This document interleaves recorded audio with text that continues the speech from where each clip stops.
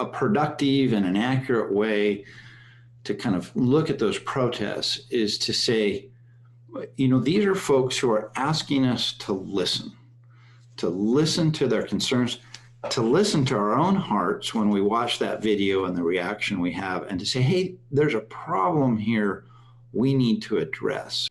So it sounds really simple, but it's basically a matter of getting to know people who you perhaps don't normally associate with.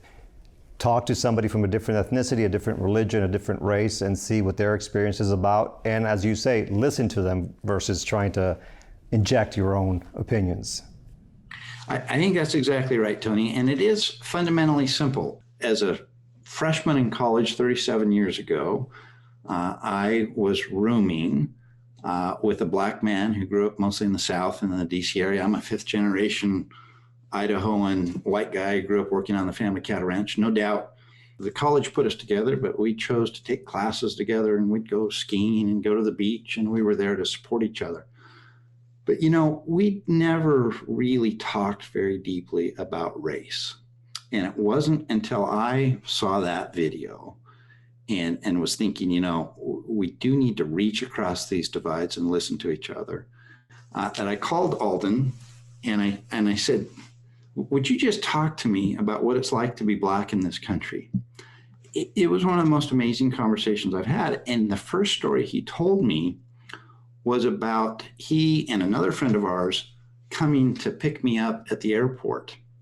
I was coming back to school, and our other friend, Dan, was driving and was speeding and got pulled over.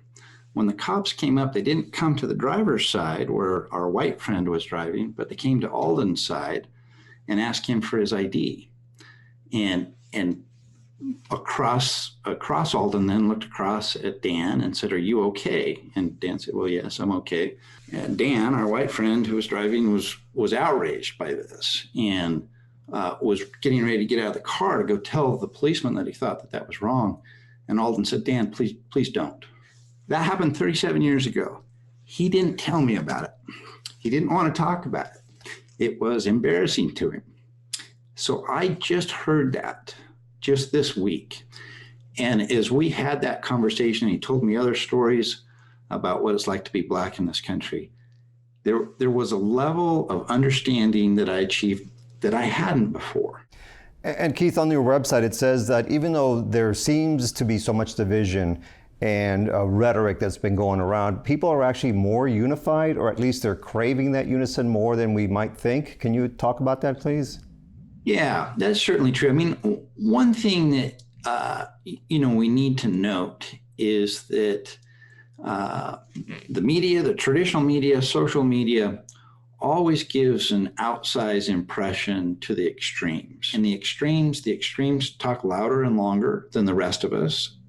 They post more on social media, and so they get more attention. I mean, if we just talk politically, 40 to 45% of the country consider themselves independents. It's more than either Republicans or Democrats. And we're tending to hear from the extremes on the right and the left, and it can give us a misimpression of just how much common ground there is, and undermine a good foundation for hope that we share more in common than we think, and that can be a basis for moving forward. And the National Institute for Civil Discourse has developed a strategy, a multifaceted strategy to address this. Can you briefly tell us what that's all about? One program we have is called Common Sense American, and this is where citizens can join up left, right, and center. We have over 15,000 Americans who have joined just in the last year and a half.